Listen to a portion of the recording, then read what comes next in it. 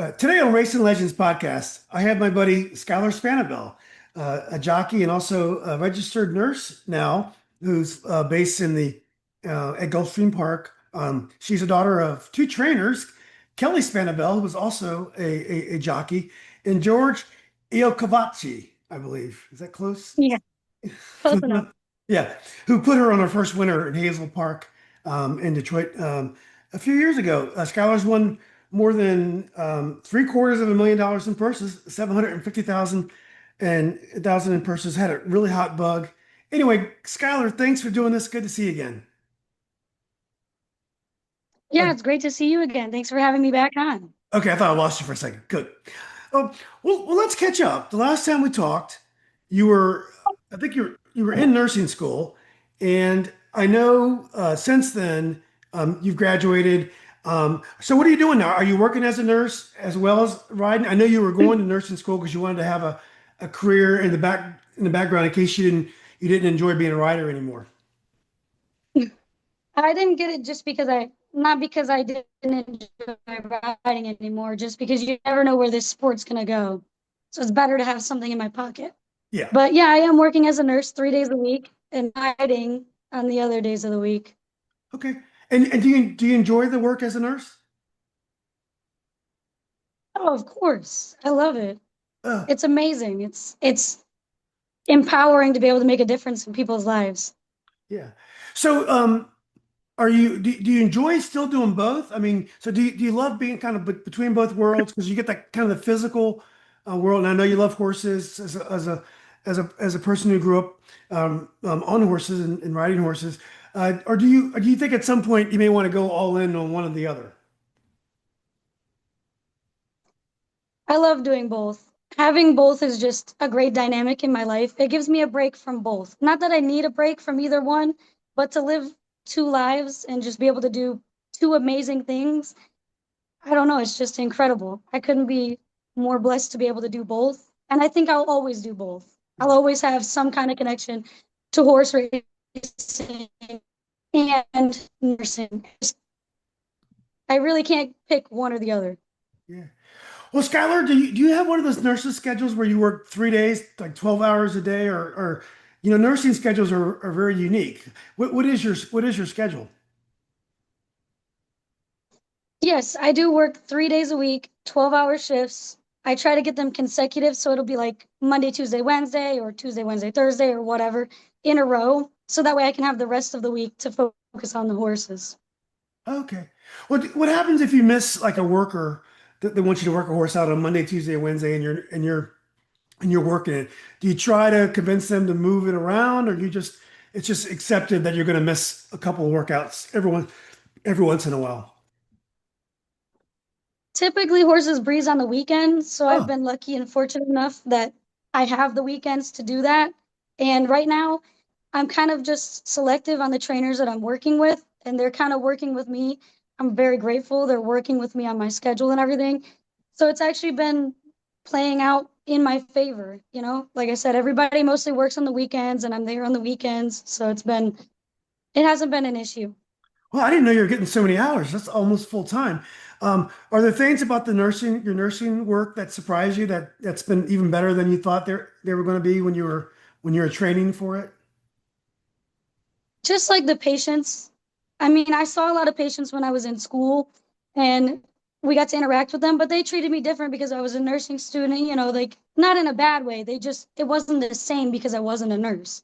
But now that I'm a nurse, it's like they're just so much more appreciative Wow. and willing and open to like, it's almost like they just trust us so much as they should because it's a very important job we have and we take it very serious. And it's like incredible the connections I've made with all of my patients and stuff. Like they're just, they're like my family. They Wow. really are like family to me. Yeah. Is nursing the kind of job you learn something all the time? Is it, are you constantly learning new stuff because there's new conditions and all that, or do you feel like it kind of goes into a routine where you've seen things before and you know what to recommend? It's kind of both. Medicine is always an ever changing it's never the same. Every day we're discovering new cures, new symptoms, because what what disease may present in a certain way for you may not present for me. It may be different. We have different genes, we have different everything. So every day you have to kind of watch and learn, and you might say, "Oh, I know what the symptoms of this disease is," but someone else presents it in another way. Yeah. So you have to kind of like learn and watch and always discovering new symptoms, new ways to cure things, new they call them cam therapy, just like non-medical ways, that don't involve pills and stuff like hot packs and stretches and massages and stuff.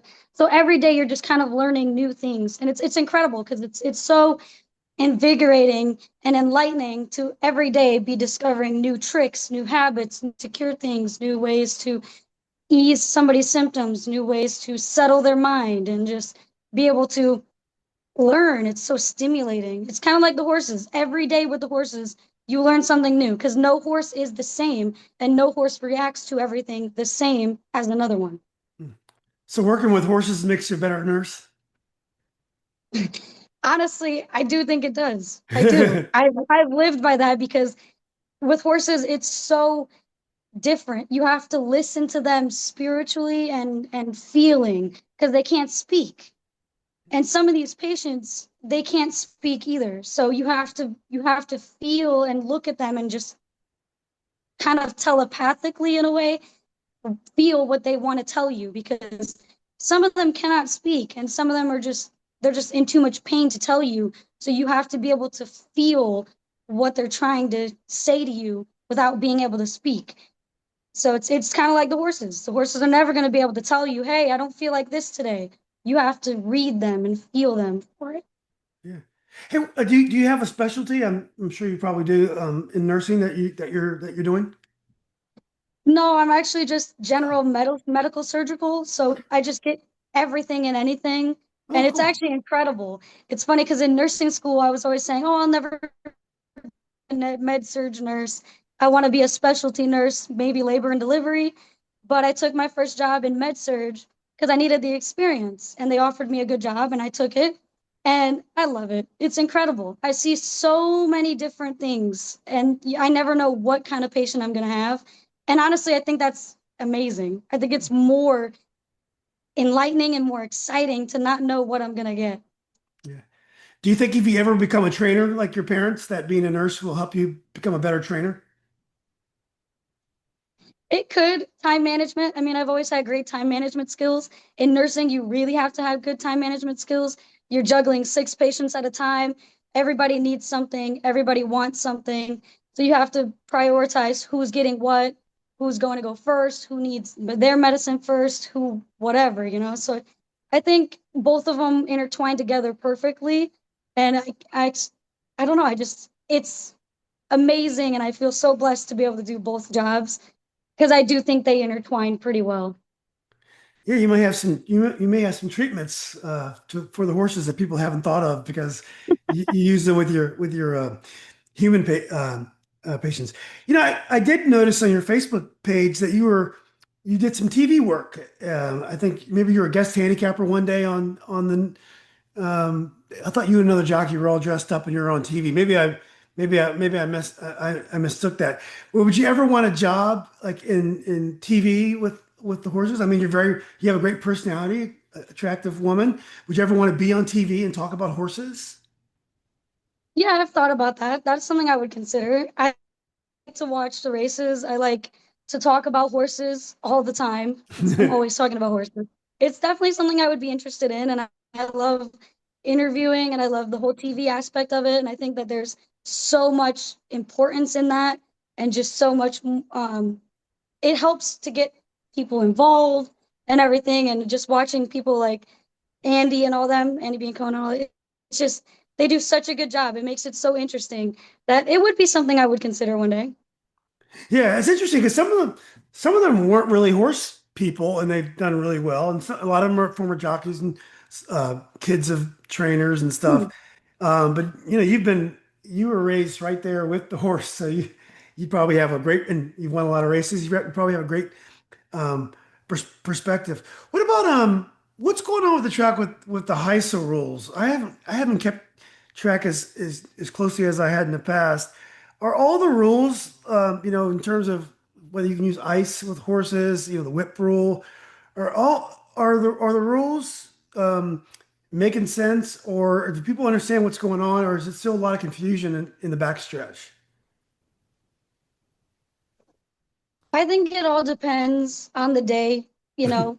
HISA, it's been around for a little bit, but it's still a fairly new thing that we're all getting used to because they do have ever changing rules and ever changing demand, like things that they want to incorporate into the horse racing world. So it's just taking it one day at a time. There are moments of confusion, there are moments of understanding, but in the end, it all kind of clears up. It's just something that all of us horsemen are just trying to get a hold of, and it's taking some time because it is different. Change is good in ways, and change is bad in ways, but it's change, and we're all just trying to get together and get on the same page. Do people complain about the rules a lot? People complain about everything in life. So especially when it comes to change, people are stuck in old habits. So when change comes around, there's a lot to speak about. Yeah. So how do you feel about the whip rules? I believe Paco Lopez was suspended for 6 months, I believe, for maybe repeated infractions. We discussed this on our initial interview. I do think the strength and the whip is probably a little bit overstated in terms of its effect on a horse, but it doesn't mean a rider doesn't do it. Even if it doesn't make the horse run faster, a rider may whip them 10 times because that's kind of their riding style and they believe it.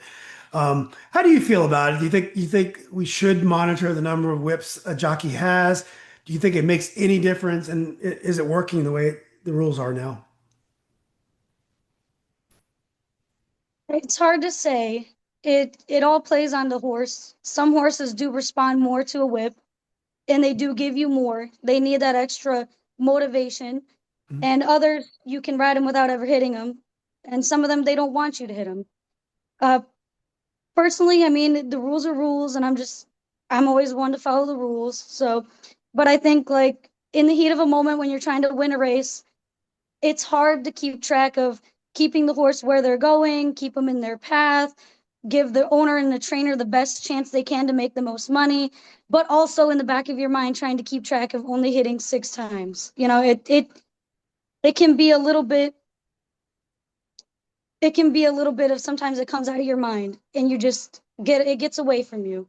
I don't necessarily think we should be punished for that. We're always trying to give the best opportunity out there when we're on the horses. So it just there needs to be some understanding of like we it's our job and we love it and we know what everybody on the backside, all the owners and trainers and grooms, what they're all going through.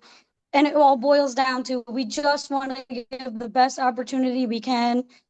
And we have so much on our mind already that there has to be some kind of understanding that things slip out of our mind.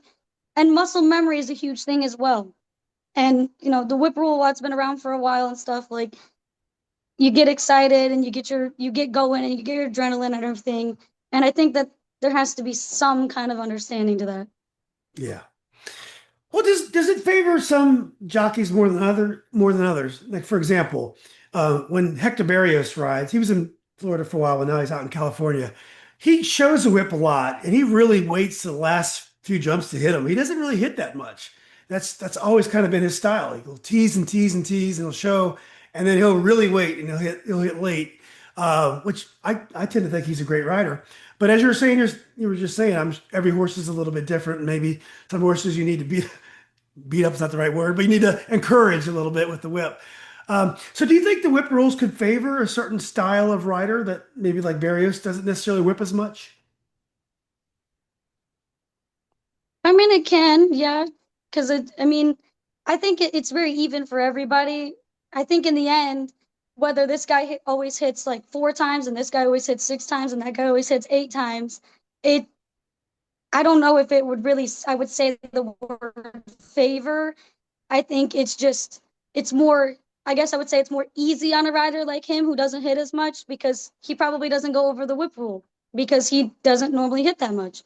But another guy who normally hits a little more, I mean, I guess it would be unbeneficial to him because he may hit 7 or 8 times, but it's since it's even for everybody, it should come down to like, I guess in a sense that muscle memory that you should hit 6 times, and like you said, he tends to hit less, so he has more of a muscle memory to not go over the six.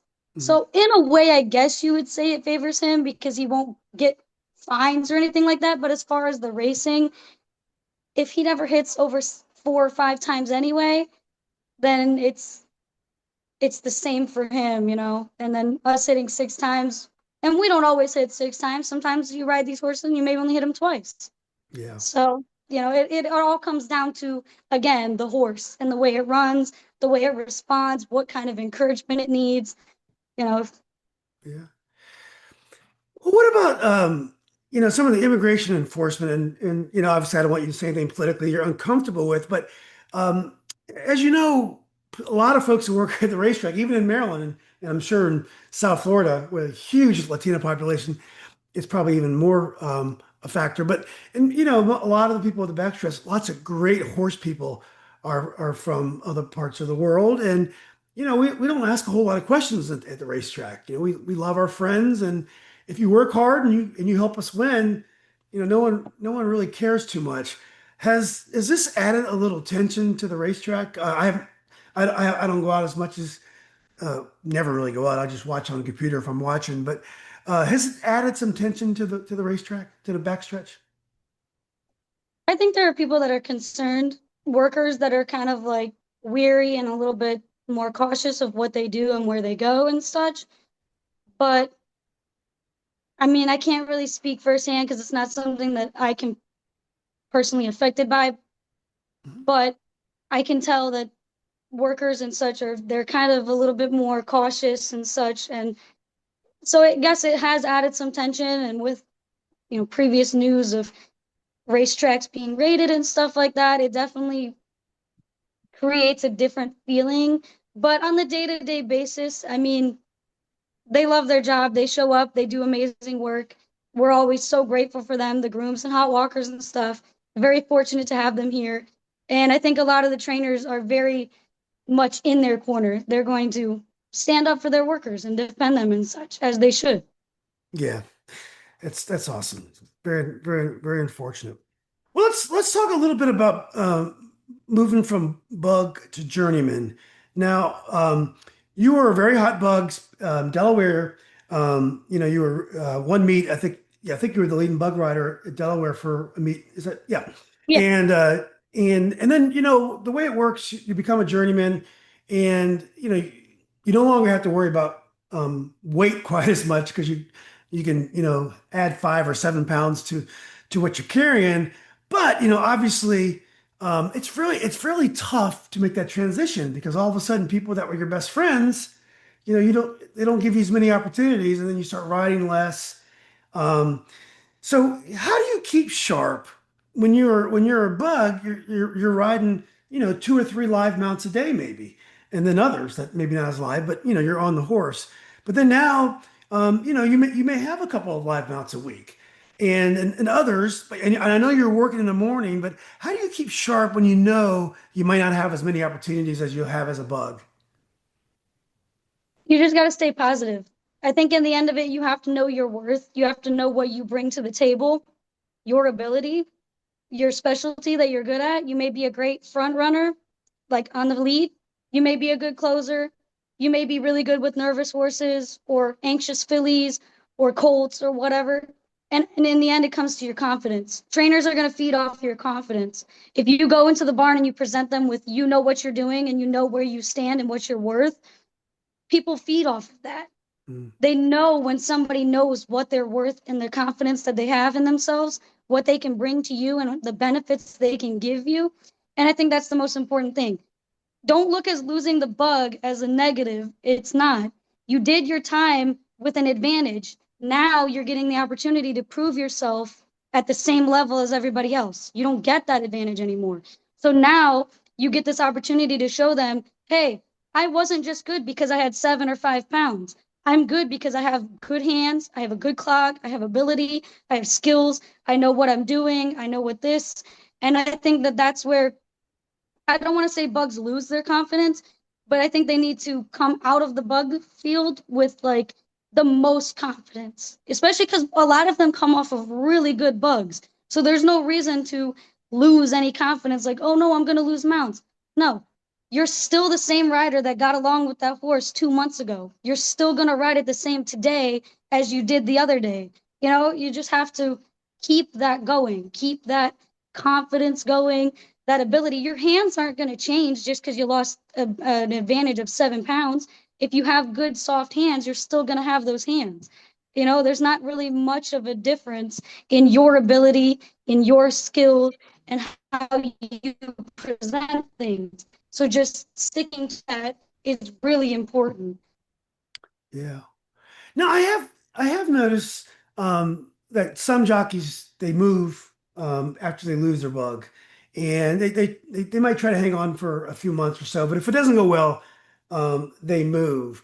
And even riders like, for example, in Gulfstream that did really well, like Morales, he did really well as a bug. He ended up moving. You know, they move. Do you think a change of scenery helps, or do you think? I would think it's kind of you got to kind of start from scratch, and no one really knows you, so you got to go barn to barn, introduce yourself. I'm Skyler Spanabel. I'm amazing. Give me a shot. So do you think it's sometimes it's good to move, or you think it's better to stay, or it just all depends? I mean, it all depends. I left Delaware Oh, after I that's right. lost my bug, and I came Yeah. down to Florida and I had an amazing meet. And that Yeah. was changed because I didn't know anybody there. I didn't even know my agent that I had when I came to Florida. I met him on the phone and then we met in person when I first came to Tampa, and we did amazing together. And we had a Yeah. great meet, and Yeah. I didn't know a single person there. And so I went on to win a lot of races as a journeyman right off of my bug. So it can be beneficial. I think you just have to play your cards. If you kind of see that things are they were slowing down to begin with at the end of your bug, and you kind of know everybody and you kind of know like, oh, this is a track that really favors bugs. I need to go to a different track. Then I mean, it can be good. Change can be good. And like I made the change to come to Florida and I've been so grateful for it. I've had so many opportunities down here as a journeyman that I truly believe I would not have had I stayed up on the top of the East Coast. Yeah. So I mean, you just have to feel what's good for you. And I think that sometimes after you lose your bug, change can be good. It can be you get more confidence and you get more, you can like restart in a way. You can present yourself new to Yeah. somebody. Yeah. And so it's, they don't see you as, oh, I knew you as a bug. I don't really want to use you as a journeyman. It's like, oh, look at this new journeyman. He just came off of a really good bug meet. I want to use him or her, you know? Yeah. So, Skylar, in what ways are you a better rider now than when you were a buck? You know, obviously you had the 5 and 7 pounds, but in what ways do you think you're better now than you were then? I think I'm better now and like I just I always had a good clock when I was a bug, but when you lose the weight, your clock changes. You have to adjust. You don't have the 7 pounds or the 5 pounds to help carry you the rest of the way to the wire. So I think in ways I'm better as like I'm more confident and calm and collected, and I know more. I have to wait a little more because I don't have the extra pounds to carry me. Where with a bug, you can move a little sooner because you have 7 to 5 pounds that can help you still stay and make it to the wire. But as a journeyman, you don't have that. You have the same weight as the guy next to you, and you're both like 121. You have to be more patient. You have to feel your horse a little more and say, hey, can my horse sustain this run for the whole quarter of a mile? Or do I have to wait until we get more in the stretch? Mhm. So I think it just made my ability to time when I need to move that much better. How's your weight? Do you end up putting weight in the saddle, or are you usually right around where you need to be? Where do you find it? What do you tack these days? Did I ask that right? Currently, Yeah. you're good. I've been putting on muscle and working out to try to I put know. on I'm, more I'm getting weight. scared here. You're really buffed up there. Thanks. So currently, right now, I'm good on my weight. I only have to put 1 or 2 pounds to make my weights. Because my saddles, the saddles they weigh a certain amount themselves. Right. So typically, lately, I've been having to only at the most add about a 2 pounds to my saddle. So it's been good. It's been way more beneficial to be carrying live weight than it has in the past, where I've had to carry a large amount of dead weight. And when the saddle's being put on the horse, it's very noticeable that I had a lot of dead weight. So I've been grateful that my weight has been, I think, perfectly where I need to be for the weights that I've been carrying for the horses I've been riding. Does everybody hate you because you can eat whatever you want? I mean, no, I mean, I do eat whatever I want and stuff like that. And they're like, oh, I wish I could eat that. But I mean, I am very mindful of what I eat. I don't try to, sweets are good. Every once in a while, I'm going to have a sweet. It's normal. But I try to stay on the healthier side, fruits, wraps, stuff like that. So Yeah, we all pretty much eat about the same. We're all healthy. We all watch and are conscious of what we do. I mean, we're athletes. It's what we have to do. exactly. Um, Skyler, you rode for Saffie Joseph, and he's a really interesting guy from afar. I don't know him. Here's a guy. He, he doesn't look like he should have the accent that he has. Like, when we see that accent, usually we're looking for dreadlocks or a certain look. He's got this dashing look about him, completely different than what we definitely expect. Unbelievably successful. And he put you on a lot of winners, and I said he put you on. You rode incredibly well, and you got those winners home, I should say. But what does he like to work for? What are some of the keys to his success, if you even know? I mean, just from the interactions I've had with him and working for him and breezing horses for him, he's an incredibly intelligent man. And that plays a huge part in his success. He knows what he's doing, he knows what he's looking at. He's confident, he reads the horses.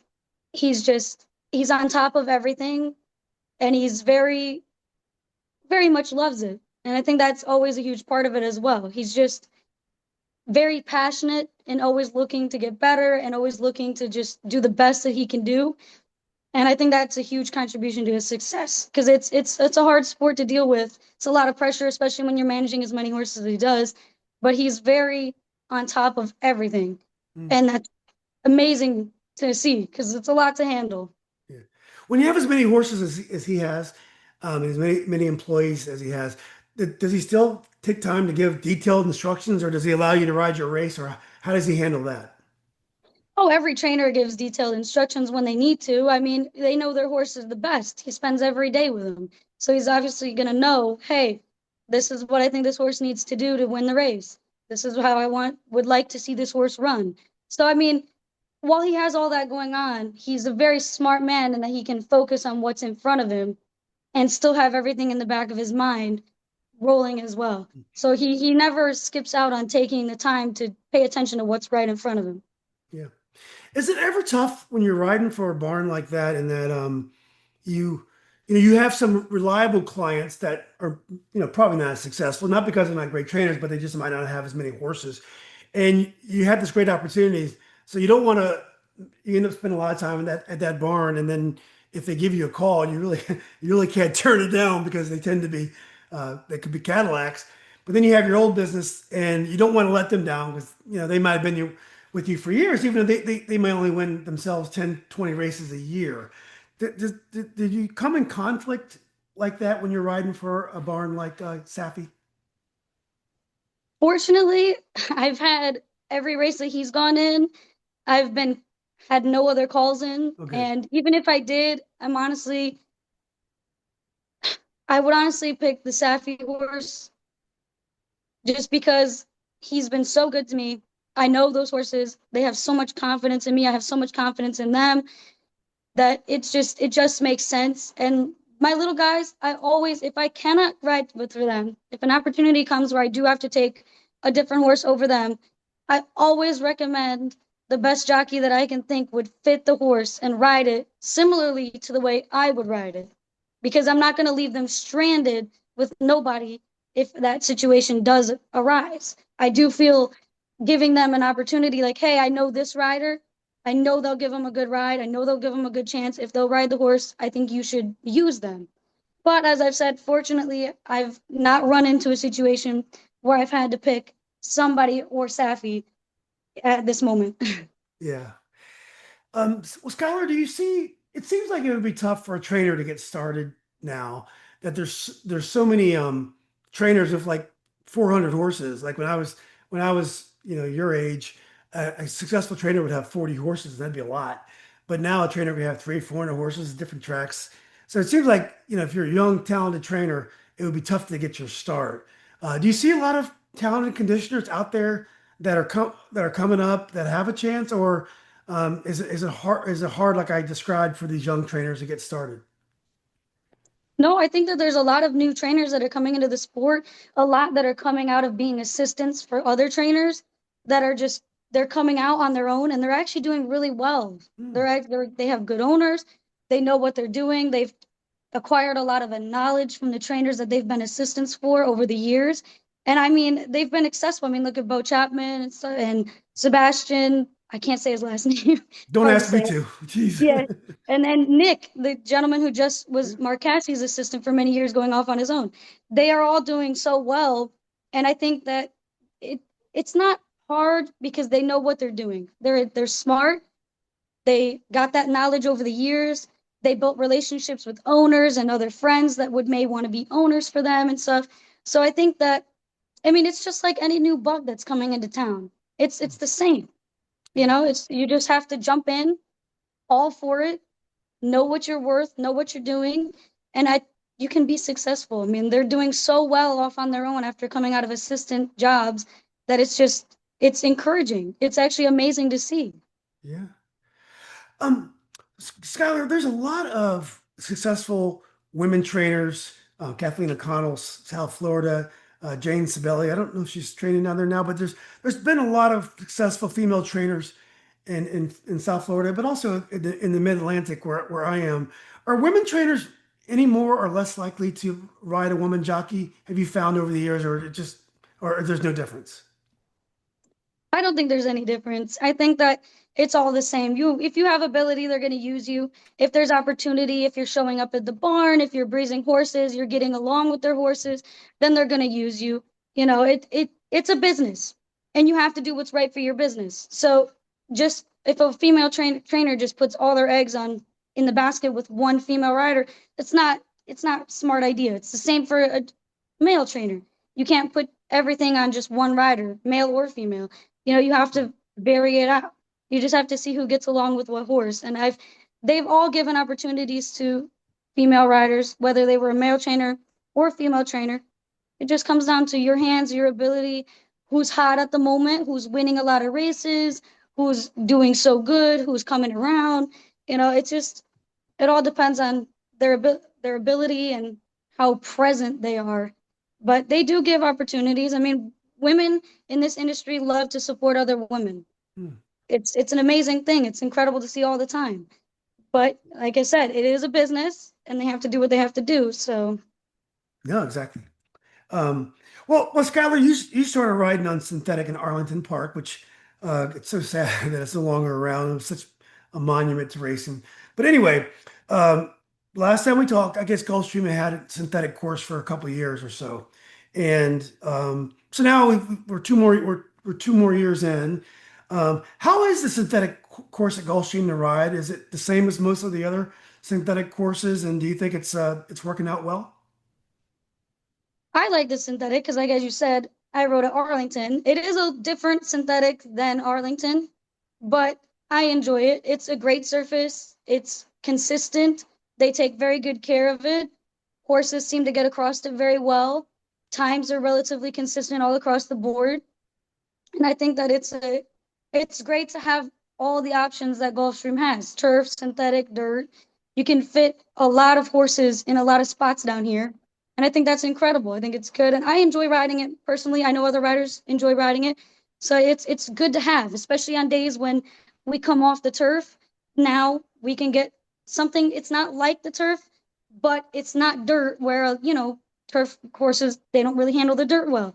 But they can still get a relatively similar timing and a similar feeling on the synthetic. So I do think it is beneficial to have. Yeah, and as a jockey, you're less likely to have a horse scratched because I'd say probably 75% of horses stay in when it goes to the synthetic. The Synthetic. Yeah, dirt, if it's mud, maybe 30 or 40% staying if it's mud. If it's dirt, maybe a little Correct. bit more. But anyway, so you get a chance to go out there and ride. Does it feel tighter than the dirt course? Because obviously, it's a few lanes, several lanes inside of the dirt course. So therefore, the turn is going to be a little bit tighter. Does it feel tighter when you're riding the synthetic that there's less room, or or not? Maybe because of the surface is different, the horses do kind of accelerate better on the synthetic. It doesn't feel any different. You Hmm. know, we all ride about the same as the dirt with the turf as far as like how close we are to each other. It is a little bit more of a sharper turn, but we all know how to ride it, so it doesn't ever feel any different than the dirt. It doesn't feel any less safe or any quicker or anything. It just feels normal, especially after riding it for this many times and being used to it and everything. It just feels the same. You know that it's a little tighter and it ends a little faster, I would say, than the dirt. But I mean, we've all ridden it so often now, you recognize it, but you don't, if that makes sense. Yeah, yeah. Hey, Skyler, give me 2 seconds here. I got Okay. uh, my son was trying to reach me.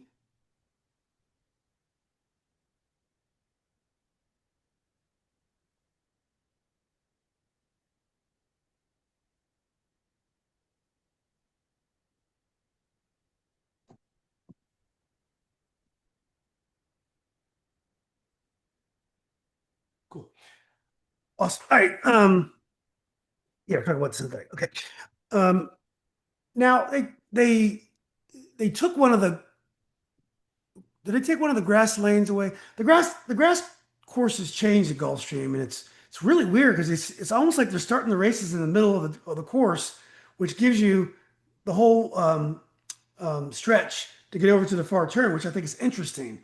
Um, but I but they've been off the turf so often now, it's really strange. I guess they're trying to save it for the winter time, but they've not had a good run on the turf course. Anyway, how is the new turf course working out in your mind?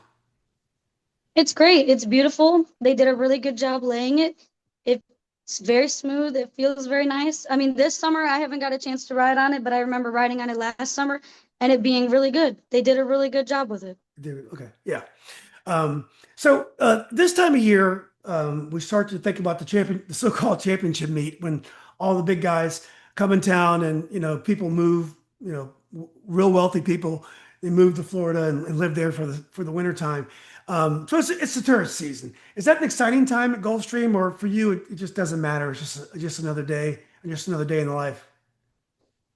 For me personally, it doesn't affect me because I go to Tampa for the winter. I don't Oh, stay that's at right. Gulfstream. Yeah. So Yeah. I mean, it seems like it's more lively racing, more, bigger trainers come down and stuff like that. But I don't know. I really don't come to here for the championship meet. Yeah. Are you looking forward to going to Tampa? I am. Yeah. Tampa is always great. Love Tampa. Yeah. It seems really weird though, because you got these great riders and great horses, and the purses are really small, but yet they get, I mean, they were, maybe they changed last meet. I wasn't paying attention, but it seems like it's for the talent level that's there, they're able to do that without, offering the huge purses. The purses did increase last year and they increased again this year. Oh, good. As far as like Florida breds and just in general, they increased a little for everybody. But I don't think people are necessarily going there for, I would say, like the money to begin with. I think it's more to get away from the cold, the convenience of it, the beauty of it, the thrill of it, the fans and everything. And owners, they love it. Lots of owners vacation in Florida over the winter to get away from it. There's snowbird. So it's just more of like it's convenient, it's nice, it's beautiful. And I mean, it's worth it to be there. Tampa's a great track to be at. It wouldn't matter what it was, what the purses were, I would say. Like I said, they have increased. It's been great, which that's very beneficial always. But I mean, it's Tampa. You can't beat it. Yeah. Does it have a similar feel the Delaware has, kind of like the old-fashioned track feel to it, or is it a different feel than Delaware? It does feel old fashioned in a way that there's a lot of loyal fans that come to Tampa. They've been going there for years and such. But it also feels more modern because it's in Tampa and Tampa's an up and coming city. It's really hot. People are moving there. Everything is changing about it and such. So it's like a moderny twist to it. But I mean, Tampa is just I mean, Tampa is Tampa. There's nothing like it. It's exciting. It's thrilling. The fans are so good and they are so invested into it. They shout and they scream and they get involved with the riders and they say hi to us when we walk back to the room and everything. It's like similar with Delaware, but Delaware has more of like, because it's like a mini Saratoga, Delaware, the way they set it up. Yeah. So it does have that very like classic feeling from way back when, you know. They Yeah. both have different dynamics, but I can see like Delaware doesn't really have more of that modern feeling. It has more of that classic feeling. Yeah. Tampa's like classic with a twist. That's right. Classic with classic with a little bit of South Florida in it. Yeah, Um, exactly. yeah. Well, tactically, I always like to bet on you on horses. I like to bet on you on all horses, but I like to bet on you especially on horses when the rail is dead because I feel like you were one of the first riders to recognize that, and you will ride wide. And the thing I hate more than anything, I love to save ground, but when it's deep in there, I want to be in a 10 path. I don't want to be anywhere near that inside when it's, and I feel like you're good at especially I think what happens is horses that are off the pace, almost any rider can keep them off the pace when the rail is dead.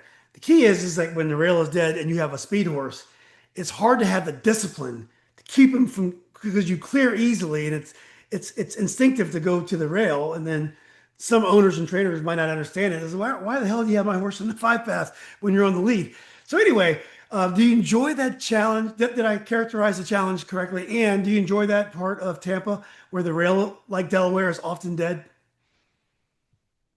I do. I think it's strategic. It keeps you on your toes. It makes you think because you have to watch, you know, if you're able to start in a later race and watch the earlier races and be able to watch how, okay, so this horse went to the lead and they stayed in the two path and they faded. Might just be the horse, but if you can watch a few more races and you see that's a consistent trend, then you know when your race comes around, kind of avoid that. You know, stay a little bit out. And I think with Tampa, the way that it crowns like that, it naturally pulls horses a little bit out anyway to be in like the 3 and 4 path, sometimes the 5, where you're right on the top of the crown. So it's just it it's more of like I don't want to break their momentum to try to keep them down in the rail where it's deep anyway. And I know it's the shortest way home. And trust me, there have been times where the rail has been dead in the morning races, like the early ones. But in the later races, as the track keeps getting drug, it becomes more alive. And you do get horses that come up the rail and win. But it's kind of like you need to drift them around the turn and just support them to get around there at Tampa. And keep in mind that, like, you know, don't always not take the rail because it is the quickest way home. And if you kind of drift too much, you are going to open it for someone that maybe this is the race where the rail was live Mhm. and they go right up it and then they win. So you just have to watch every race, know your horse, see what they like. Some horses don't even like to be inside. So even if it's live, you're going to keep them out anyway. You know, it all just depends on everything. But I do like watching and seeing which good, because sometimes, like I said, I've gotten lucky where it's been the last race and everybody blows the turn and they kind of leave the rail like 2 paths open and I go right up the rail and win, Yeah.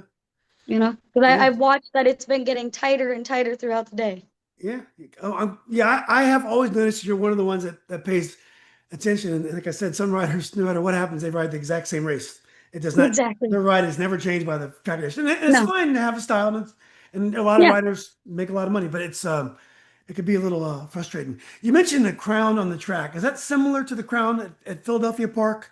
That you had the same problem with the same challenge with the rail being dead. They have a crown and it's kind of banked real near the rail, and then Yeah. same thing. Okay, same thing. Yeah. Personally, I haven't ridden at Philadelphia, so I don't know. Oh, okay. Oh Yeah. gosh. So Yeah. I don't know what their crown is like. I can Yeah. only attest to Tampa.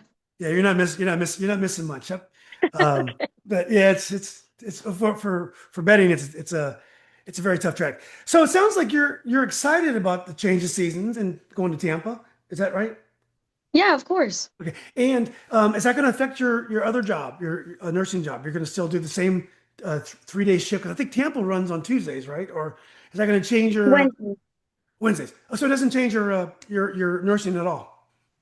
No, I mean, right now I don't have an agent and I'm not trying to have an agent. I'm not trying to ride a ton. I'm staying loyal to just a few trainers that know my schedule. They work with me. We Yeah. get along. We work it out together.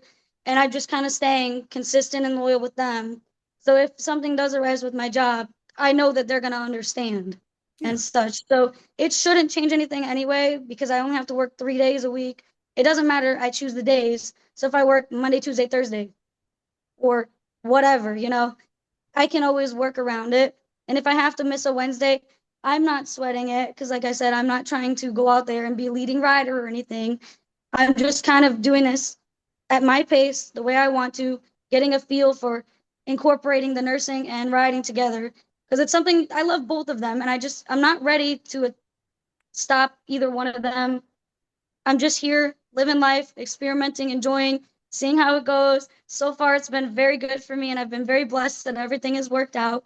And I'm just taking it day by day. I'm not really stressing about it. I'm just grateful that every day I can wake up and know that I'm getting the best of both worlds, and I'm fortunate enough for that. Yeah. Well, it's such your optimism is infectious, and I'm sure people love to be around you. You were a track star in high school, and I think you won the state championship, I believe, where you're from. Yeah, as a freshman. Mhm. Yeah, that's incredible. Now that you're a woman and you're muscled up from for riding and stuff, can you still do a fast 5K if you train for it? And could you still compete in Oh, running? You yeah. think? Oh, you could. Oh, I definitely think I could. Yeah. No, I still run here and there every once in a while Are just you? to, 2, 3 times a week, sometimes just one time a week. It all depends on my schedule. It's very busy. Yeah, But I could actually do 5Ks. I feel like that'll never go away. The runner in me will always be there. yeah, And it's very great that you say 5K. And I was worried you were going to say an 800 because I don't think I could do an 800 fast anymore. yeah. As I've gotten older, I've been more into distance running. Right. And my mom was a distance runner, so it's literally bred in me to just go the distance and just run. And it's great for your mentality anyway to just go that distance and run and stuff. So it's something that I'm actually going to hopefully in the future get back into doing 5Ks and such. Just all comes with time. Yeah. Do you ever heard of Strava, the exercise app called Strava? I have not. So it's great in that if you run or if you ride, no matter where you go in your neighborhood, it will compare your times to other people who did that same stretch that day, and also your historical times. It'll compare all times for a whole year, times for age groups. It's great, and it's good for a guy like me because I was a bicycle racer. Um, Wow. but as I've gotten older, I don't want to race anymore, but it gives you kind of that feel of racing. Yeah. Anyway, yeah, it's great. So anyway, there's a couple of what we call preems. I know that's familiar with you, but it's kind of like stretches where it's timed. And every time I go through a certain preem, I always ride through the preem and beyond because of the interview I did with you. You told me as a runner, you learned to always run through the finish line. And as a Yep. jockey, you ride through the finish line as well, which is also good for the horse. It's a good lesson for the horse. So I got to say, because of Skyler Spanabel, I think I'm a better bicycle rider. I love that. I'm glad that I could benefit you and give you that ability to be a better bicycle rider. Yeah, and I remember that. It's also good psychologically when you ride Yeah. through it. Like this is the end of the preem, but if I Mhm. can go like 40 more yards, for some reason it's an empowering feeling. So Yeah, that's it that's is. that's not gonna work with you. Well, look, this has been great. You're amazing to talk to. I'm so happy for your success. It's so great that you've been able to balance these two very different careers. By the way, has anyone ever noticed you at the hospital and say, "Hey, aren't you a jockey?" Has anyone ever noticed who you are and recognize you? I've had one patient who knew who I was because he's a big better at Tampa, Oh, that's cool. but mostly I don't want to say it's like recognized, but my other coworkers, they love to talk about me being a jockey, Oh, and they love to tell all the patients all the time, "Oh, she's a jockey. Oh, she's a jockey." So it has grown like around the hospital because we have patients that come back consistently and stuff, and they never forget that I'm a jockey. yeah. And my coworkers and such, they're very excited for the Tampa meet to start because they all want to come out and watch me ride. And some of my patients, they've started following me on social media so they can come out and watch me ride and such. So it's a big thing at the hospital on my unit now to always be asking, "How did you do in Miami this weekend? When is Tampa starting? We're so excited." So it's actually been really cool because like I didn't expect them to be so supportive of it, but they're like amazed by it. They're always asking to watch videos of me riding and everything. So it's been pretty cool. Isn't that awesome in that you are perceived a certain way at the racetrack? You're a jockey, and people think whatever they want to jockeys. Sometimes we worship jockeys. We love them. They could be the biggest womanizers on the track. They're like these Don Juan figures. They could be whatever they want to be. And some people can't stand jockeys, but whatever. But and you go to a hospital, they look at jockeys as a completely different light. And they have completely different way of looking at jockeys. Do you find that kind of cool that you're looked at differently at the hospital? It's amazing. I mean, they're like really into it. They think it's so cool and they're just like fascinated. They're like, "Oh my gosh, like you're a professional athlete." They ask a lot of questions. They want to see photos. They think it's amazing, and it is. It's amazing. It truly is. So it's really cool to have them like fanning over me and just recognizing it. And people do at the racetrack as well, but it's like it's different because sometimes you don't even think that the outside world pays attention to Yeah. horse racing as much as it does until you go and you say what you are, and then they're like, wow, like that's amazing, that's so cool. And so Yeah. then it's like, oh well, great, people Yeah. recognize our sport, because it's always important to have people recognizing our sport to help keep it alive. Yeah. I think 50 years ago, before the lottery and all the different casinos, there was more of a consciousness about horse racing. Unfortunately, I think it's more of a specialized, more of a niche form of entertainment now. We have Yeah. hardcore fans, but I think 50 years ago, everybody would have known who you were. It's a shame that it's not like it used to be, but we have to accept it. I love watching.